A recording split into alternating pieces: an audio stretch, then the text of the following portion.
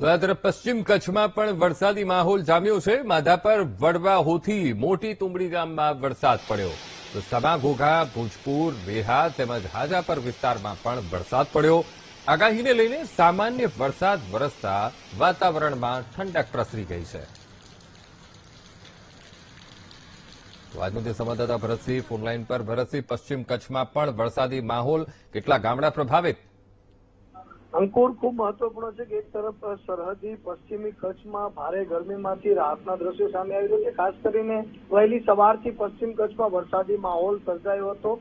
પશ્ચિમ કચ્છમાં ખાસ કરીને માધાપર, વડવા, હોથી, મોટી તુંબડી, સમાગોગા, ભુજપુર સહિત જે વિસ્તારો છે, ગ્રામ્ય વિસ્તારોમાં ખાસ કરીને વરસાદી માહોલ સર્જાયો હતો અને વરસાદી ઝાપટા પણ વરસ્યા હતા, જેથી ઝરમર વરસાદથી ગરમીમાં પણ ઠંડક પ્રસરી છે। એટલે કે એક તબક્કે અનેકવિધ ગ્રામ્ય વિસ્તારોમાં વરસાદને પગલે ખેડૂતોમાં પણ ખુશીનો માહોલ જોવા મળી રહ્યો છે। જી અંકુર।